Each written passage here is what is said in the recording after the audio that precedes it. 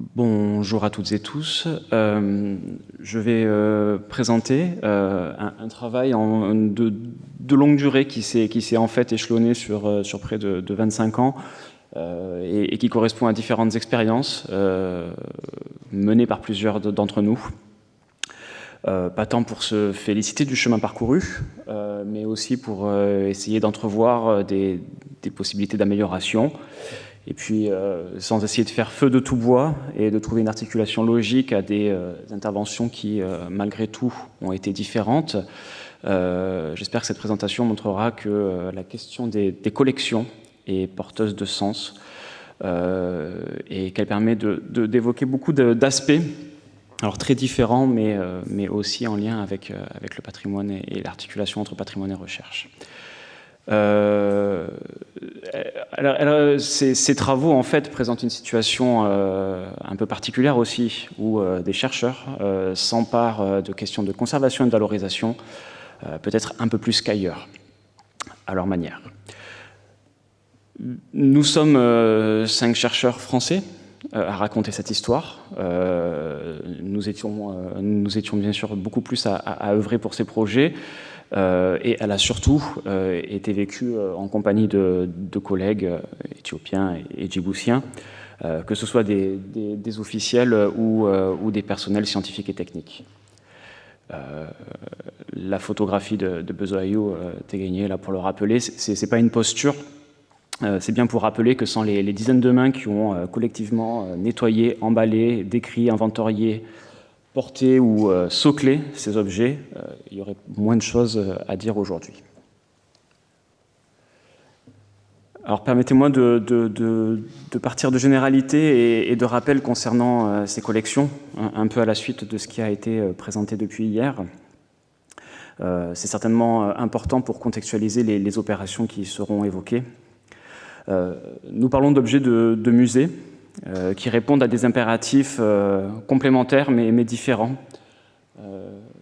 Je vais vous redire le début de la définition des musées, telle qu'adoptée par l'ICOM en 2022 et qui rappelle très bien cette complémentarité d'impératifs.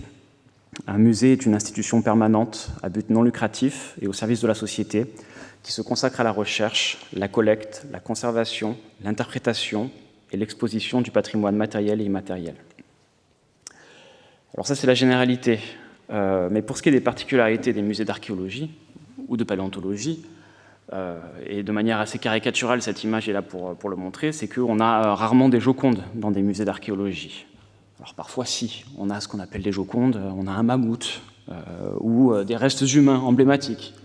Lucie, c'est la joconde par excellence. Lamia parlait de trésor ce matin. C'est une joconde qui a un tel fort pouvoir d'évocation que ça marche même avec un moulage. Et en fait, l'original est caché dans un coffre pour des raisons de conservation. Mais bon, ces jocondes sont quand même rares. Et en fait, les collections archéologiques et les musées d'archéologie sont faits de cailloux. Et c'est toujours un peu plus austère, sauf pour celles et ceux dont c'est le matériel d'étude. L'exemple à droite qui vient de Konso, un biface, qui est l'objet muséographique privilégié, nécessitera même lui un effort de médiation plus important qu'une œuvre d'art ou un fossile d'un lointain ancêtre, même si c'est une copie. Particularité surtout des collections archéologiques et paléontologiques, c'est qu'elles sont réunies par des scientifiques pour faire avancer les sciences.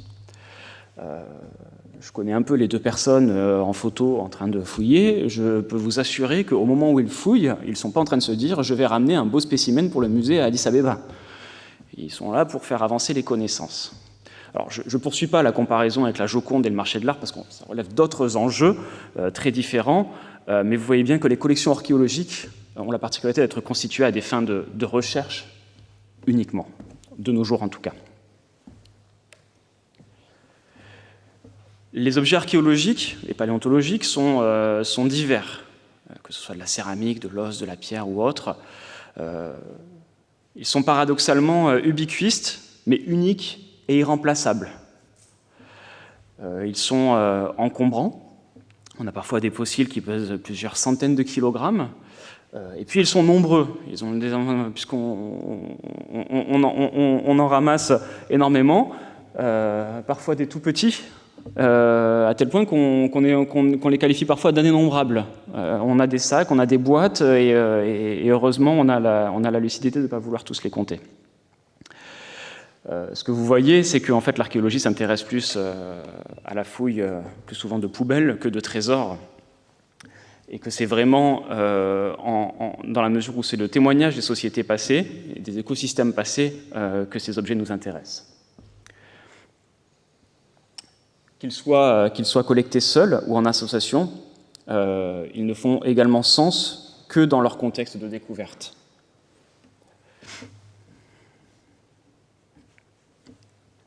Des contextes qui peuvent être très variables. Vous voyez à gauche un exemple de matériel d'outillage en pierre résidualisé en surface issu de colluvions, en composition secondaire. Et puis à droite, le monument funéraire d'Antakari à Djibouti, qui est étudié dans le cadre du programme PSPCA, où on a affaire à un ou des ensembles clos et qui offrent des informations totalement différentes. Dans le deuxième cas, on va avoir un meilleur contrôle de la provenance des objets, on va avoir une meilleure conservation, une meilleure préservation, et donc on pourra aller plus loin dans l'interprétation. Mais ces deux contextes apportent des informations archéologiques. Et malheureusement, les collections sont le plus souvent issues des contextes les moins bien compris, et on doit faire avec. Les méthodes d'enregistrement aussi sont déterminantes. Pour paraphraser un article du paléontologue Tim White, les fossiles ne sont pas une ressource renouvelable. Et puis, ce que disent souvent les archéologues, c'est que quand on fouille un site archéologique, on le détruit. Et sachant cela, il faut bien voir que les archéologues et les paléontologues passent plus de temps à enregistrer de l'information plutôt qu'à fouiller, plutôt qu'à collecter, avec des méthodes et des technologies de plus en plus raffinées. Je ne veux pas faire de procès anachronique ici, et on ne peut pas, avec les méthodes d'aujourd'hui, juger des méthodes anciennes, et quand bien même Louis Leakey, en train de fouiller à Gamble's Cave dans les années 30, est en train de cribler son sédiment, est plutôt à la pointe des méthodes de la préhistoire si on compare avec d'autres contextes même européens.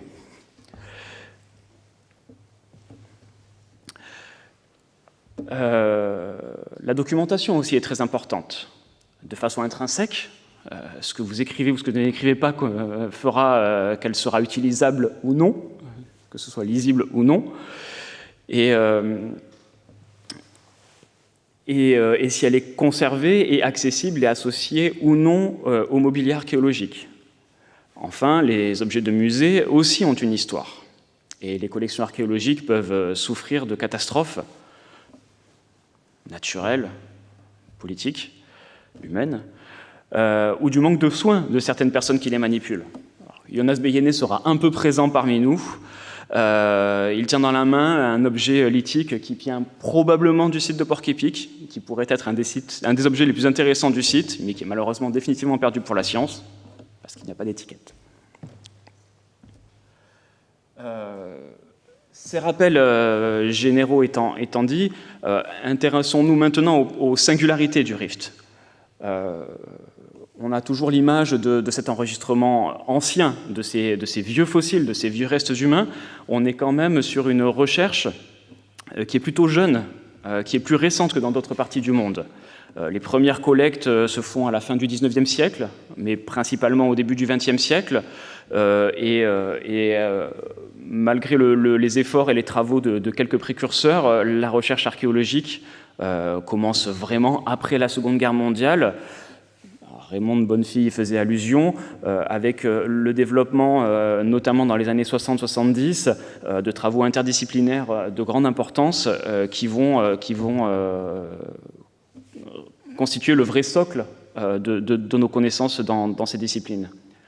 Bien évidemment, et ça se voit, non, ça se voit pas forcément d'ailleurs, les institutions qui portent ces travaux et qui vont héberger ces collections sont, dans une certaine mesure, pour certaines, inscrite dans un contexte colonial, et ça a son importance. Ça a été rappelé, le Rift est une région très vaste, et de la Zambie au Soudan, il y a beaucoup d'institutions très différentes, dans des contextes très différents, avec chacune leur histoire originale. Et puis il y a des pays sans musée, des pays avec musée. Nous allons nous focaliser sur la Corne de l'Afrique et plus particulièrement de l'Éthiopie, puisque c'est les contextes que nous connaissons le mieux et dans lesquels nous sommes intervenus, mais il y aurait des choses complémentaires et différentes à dire des autres pays. Une particularité, un élément marquant de la Corne de l'Afrique, puisque ce n'est pas propre à la Corne de l'Afrique, c'est la circulation des collections qui peuvent être dispersées dans de nombreuses institutions. C'est lié à l'histoire des pays, encore une fois. C'est des collections qui datent d'avant l'installation d'un musée. C'est des collections dans des pays qui n'en ont pas. C'est des collections qui sont sorties pour études. Et aussi, tout simplement, parce qu'à une époque, on s'envoyait des échantillons de belles pièces avant les photographies numériques et les modèles 3D pour travailler avec les collègues et partager les connaissances. La Corne de l'Afrique a aussi une histoire particulière pour ce qui concerne ses collections, du fait de son histoire particulière, politique, récente. C'est de fait une histoire discontinue, avec des moments tragiques, en lien avec les différents conflits. Il y a des moments où la recherche va s'arrêter, où la gestion des collections va en pâtir. On a le cas à droite, malheureusement emblématique, du musée de Mogadiscio, qui a été mis à sac à la chute du régime de Siad Barré et pour lequel la majeure partie des collections a alors été perdue.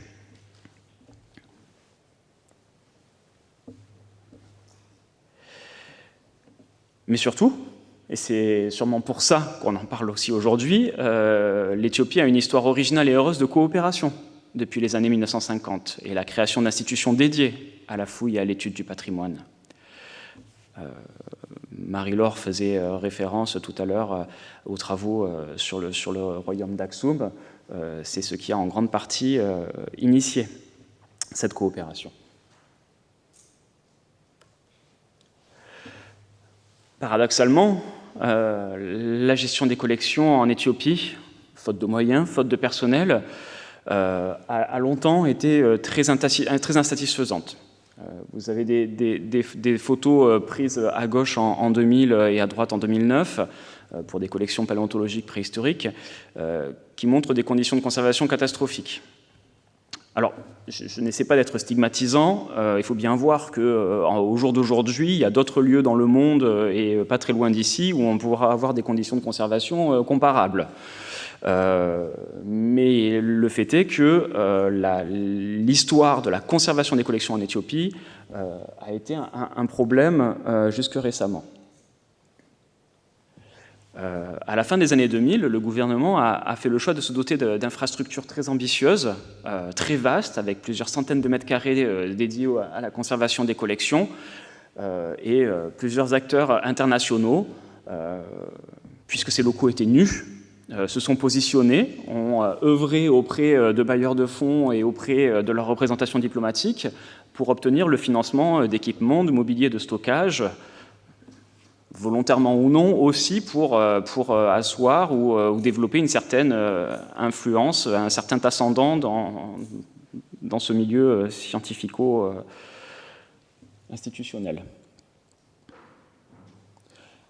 La plus-value de la coopération française, à ce moment-là, a été d'affecter des personnels. Alors un peu même si ce n'est pas continu, un peu dans la lignée de ce qui avait été fait dans les années 50, et puis plus tard, 60, 70, 90. C'est une particularité. Ces personnels ont pu jouer un rôle important dans l'organisation des espaces et la coordination du transfert de ces collections, et ce n'est pas sans incidence. Et nous avons d'ailleurs en résultat une situation très bonne désormais à Addis Abeba pour la conservation et l'étude des collections. Alors très bonne, c'est des clichés qui ont maintenant 10 ans, pas tant du fait d'ailleurs des personnels de conservation, mais plus des équipes de recherche moins méticuleuses pour certaines. C'est des conditions qui ont de nouveau commencé à se dégrader.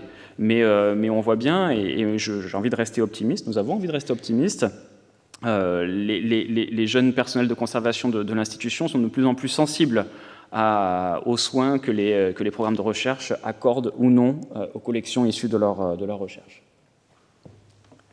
Je prends l'autre exemple, sûrement encore pire, qui est celui des collections d'archéologie historique, qui ont énormément souffert de déménagements successifs et qui ont peut-être aussi souffert de ne pas avoir, à la différence des collections de préhistoire ou de paléontologie, une présence aussi maintenue d'une communauté de chercheurs, pour des raisons qu'il faudrait peut-être développer, mais que je ne développerai pas.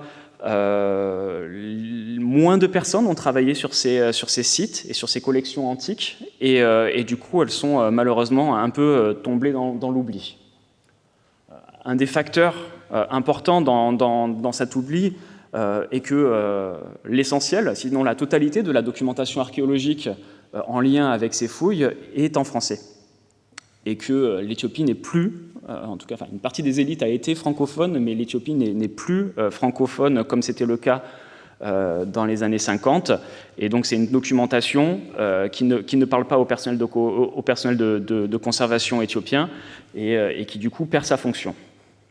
C'est d'ailleurs un double oubli, puisque du coup c'est une documentation égarée en Éthiopie qui n'est plus accessible aux chercheurs internationaux et francophones, et qui donc ne peuvent pas venir essayer de s'y substituer, de la transposer, de la traduire et de la valoriser auprès des non-francophones. Je précise quand même que c'est des fonds qui ont pu être numérisés en 2021 et dont le dépôt électronique se fera très bientôt.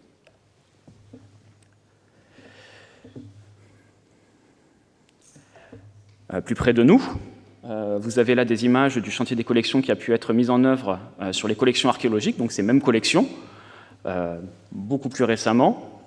Ce travail nécessaire d'identification de collections qui a pu être heureusement imposé dans le cadre d'un projet de renouvellement de la muséographie, et qui a permis enfin alors pas de tout régler, mais de donner des conditions d'accès et de conditionnement à ces collections bien plus satisfaisants.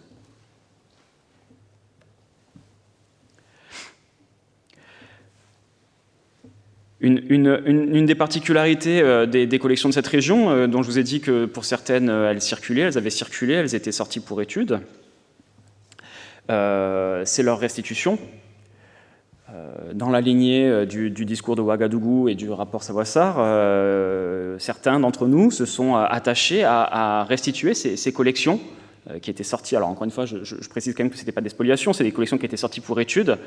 Là, dans ce cas, à Djibouti, faute d'infrastructures au moment des opérations qui s'étaient échelonnées entre les années 80 et 2020.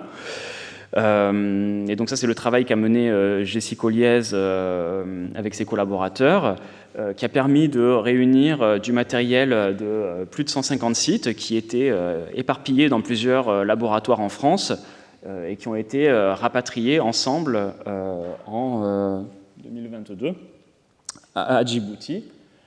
Matériel qui, par ailleurs, a été organisé dans une infrastructure d'un centre de conservation et d'études qui correspond à tout point de vue à ce qu'on peut avoir en France et qui permettra du coup à ce matériel d'être disponible pour les étudiants, pour les chercheurs, et qui pourra permettre d'avoir des matériaux réunis pour un futur projet de musée.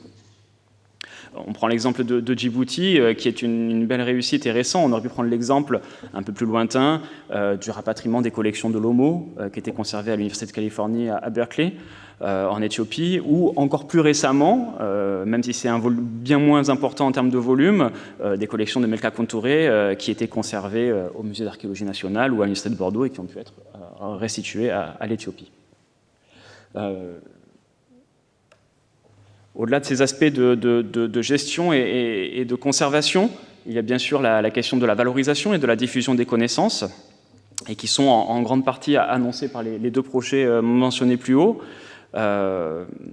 puisque les aspects de conservation ont principalement pour but de permettre l'étude et aux générations futures d'avoir accès à ces objets.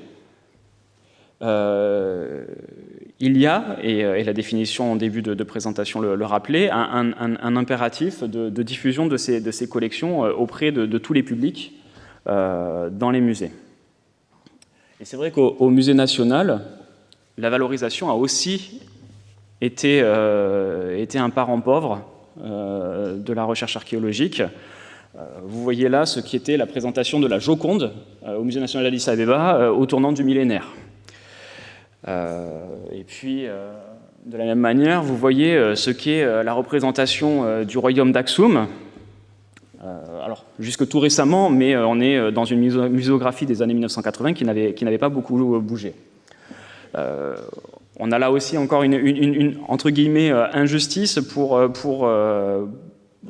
les usagers, les visiteurs de ce musée, mais aussi pour la recherche archéologique, puisqu'en fait, cette exposition ne présentait que le résultat de fouilles sur des sites antiques des années 50-60 et faisait totalement l'impasse sur les très riches, pourtant, recherches archéologiques menées au cours des 3 dernières décennies en Éthiopie sur d'autres périodes historiques.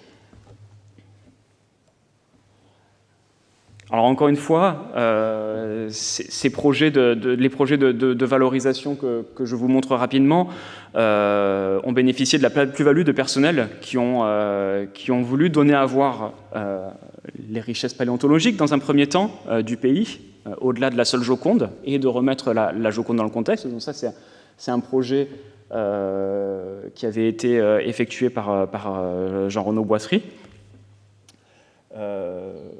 Et qui était une première étape dans la valorisation de ces fossiles. Je vous montre, puisqu'on en a parlé, et Marie juste avant, il y a évidemment un jeu d'acteurs internationaux, donc tout ça ne se fait pas dans une continuité. On a un projet muséographique un peu contradictoire qui se met en place en 2007 et qui est réintégré en 2014 dans un nouveau projet qui célèbre les 40 ans de la découverte de Lucie, mais qui était un projet au long cours et qui permet une intégration complète des parcours permanents de préhistoire et de paléontologie qui nous semble largement plus satisfaisant pour les visiteurs. Ou encore plus près de nous, puisque ça date d'il y a 1 an à peine, sur la base de la réussite du précédent de préhistoire et de paléontologie, mais encore plus, dont la nécessité était encore plus criante vu le fait qu'il n'avait jamais évolué depuis les années 80, la rénovation du parcours permanent d'archéologie historique, qui relevait d'une volonté des scientifiques et des institutions principalement françaises, qui y voyaient un certain devoir moral, une certaine responsabilité vis-à-vis des travaux qui avaient été effectués et qui n'étaient pas valorisés. L'histoire nous dira quelle sera l'adhésion des différents acteurs locaux pour qui ce projet n'était pas forcément prioritaire. Ces projets posent aussi, bien sûr, la question de la juste diffusion et des destinataires, des publics, puisqu'encore une fois, ce sont des projets qui sont conçus pour les publics. Il peut y avoir des déconvenus aussi. Ça, c'est un projet qui avait été inauguré en 2007, le Coin des enfants, qui correspondait à 3 bacs de fouilles ludiques pour que les enfants puissent se familiariser à différentes périodes et aux méthodes de l'archéologie et de la paléontologie. Alors moi, je vous assure que du point de vue des publics, c'est une très bonne idée.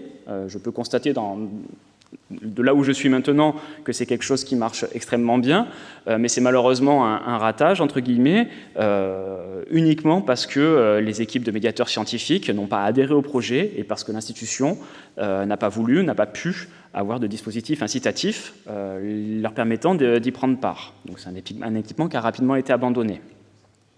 Et puis, les musées, et encore une fois, j'y tiens, les musées sont importants, mais il y a d'autres solutions de valorisation, de diffusion des connaissances qui mériteraient d'être certainement un peu plus explorées. On sait que, par exemple, pour des jeunes publics, et c'est très important. Les ouvrages peuvent être très utiles pour faire passer des notions complexes.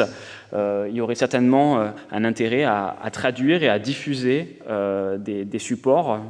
Les livres sont une possibilité parmi d'autres pour diffuser ces connaissances.